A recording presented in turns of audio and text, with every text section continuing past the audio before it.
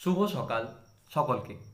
আজকে আমার PPT প্রেজেন্টেশনের topic photosynthesis বা সালোক সংশ্লেষ।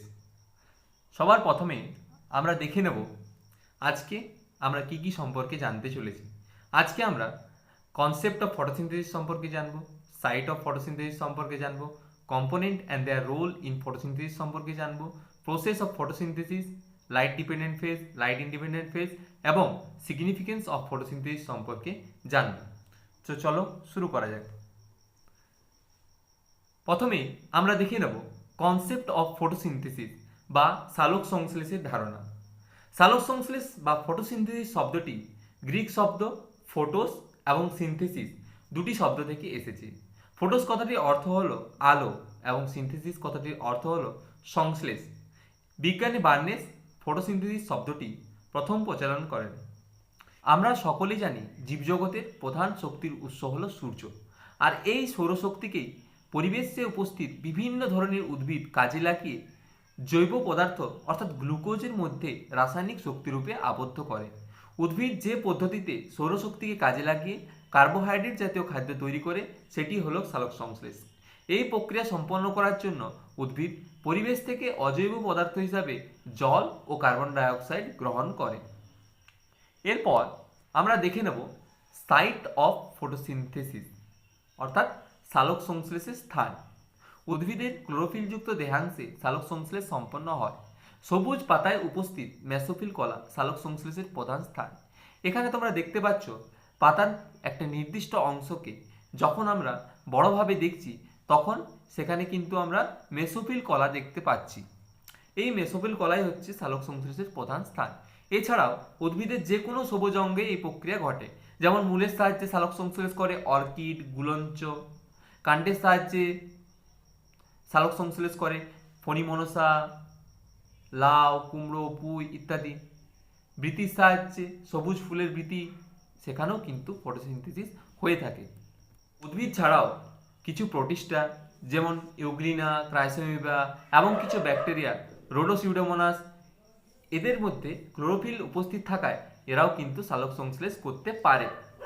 এরপর আমরা দেখে নেব components and their role in photosynthesis অর্থাৎ সালোক সংশ্লেষের উপাদান এবং তাদের ভূমিকা। সালোক সংশ্লেষ প্রক্রিয়া সম্পন্ন করার জন্য চারটি অপরিহার্য প্রধান উপাদান প্রয়োজন। এই উপাদানগুলি হল জল, কার্বন ডাইঅক্সাইড, সূর্যালোক এবং রঞ্জক পদার্থ ক্লোরোফিল ও ক্যারোটিনয়েড। এরপর আমরা দেখে নেব প্রসেস অফ ফটোসিনথেসিস বা সালোক সংশ্লেষ পদ্ধতি। সালোক সংশ্লেষ একটি জটিল জৈব রাসায়নিক প্রক্রিয়া, তা আমরা দেখলাম। এই পদ্ধতিটি পর্যায়ক্রমিকভাবে বিভিন্ন অন্তর্বর্তী পদার্থ তৈরির মাধ্যমে শেষ পর্যায়ে গ্লুকোজ সৃষ্টি হচ্ছে। তো এই সালোক সংশ্লেষ প্রক্রিয়া দুটি দশায় সম্পন্ন হয়। একটি হচ্ছে লাইট ডিপেন্ডেন্ট স্টেজ বা আলোক নির্ভর দশা এবং লাইট ইন্ডিপেন্ডেন্ট ফেজ বা আলোক নিরপেক্ষ দশা।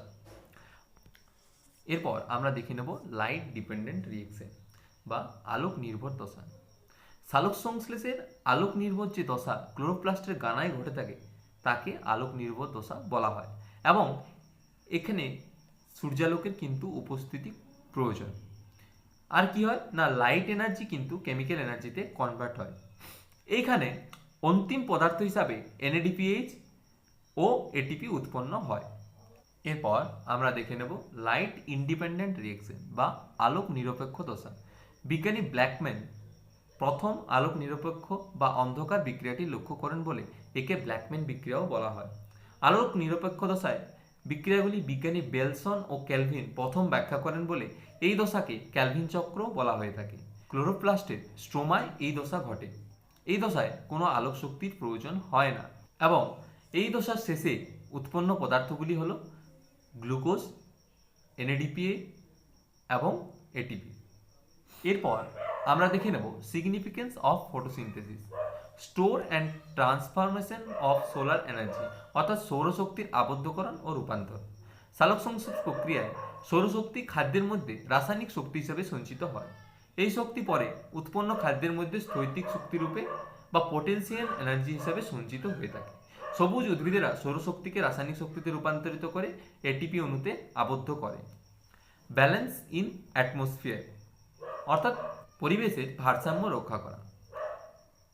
আমরা জানি O2 ও CO2 এর পরিবেশে স্বাভাবিক মাত্রা যথাক্রমে 20.60% এবং 0.03%। সমস্ত জীবকুল শ্বসন ক্রিয়ায় অক্সিজেন গ্রহণ করে এবং কার্বন ডাইঅক্সাইড নির্গত করে। আবার অন্যদিকে উদ্ভিদ সালোকসংশ্লেষ প্রক্রিয়ায় নির্গত CO2 গ্রহণ করে এবং O2 বর্জন করে। এই জন্য বাতাসে অক্সিজেনের ঘাটতি পূরণ হয়ে থাকে, যার ফলে O2 এবং CO2 কিন্তু ভারসাম্য বজায় থাকছে। অর্থাৎ এখান থেকে আমরা বলতে পারি যে পরিবেশে ভারসাম্য বজায় রাখার জন্য কিন্তু সালোকসংশ্লেষ খুবই গুরুত্বপূর্ণ। হিউম্যান সিভিলাইজেশন অ্যান্ড ফটোসিনথেসিস, মানব সভ্যতা ও সালোকসংশ্লেষ। মানুষ আধুনিক সভ্যতার অগ্রগতিকে সালোকসংশ্লেষের অবদান উল্লেখযোগ্য। মানুষের খাদ্য, বস্ত্র, ওষুধ, কাঠ, রাবার, নাইলন, কয়লা, পেট্রোল প্রভৃতি উদ্ভিদজাত দ্রব্য থেকে পাওয়া যায় বা সৃষ্টি করা যায়। বর্তমানে কয়লা, খনিজ তেল ও বায়োগ্যাস ব্যবহার করে যে শক্তি পাওয়া যায় তা দিয়ে সভ্যতার আধুনিক যন্ত্রপাতি, ট্রেন, মোটরগাড়ি, এরোপ্লেন, মহাকাশযান প্রভৃতি চালানো হয়, যা পরোক্ষভাবে কিন্তু সালোকসংশ্লেষের অবদান।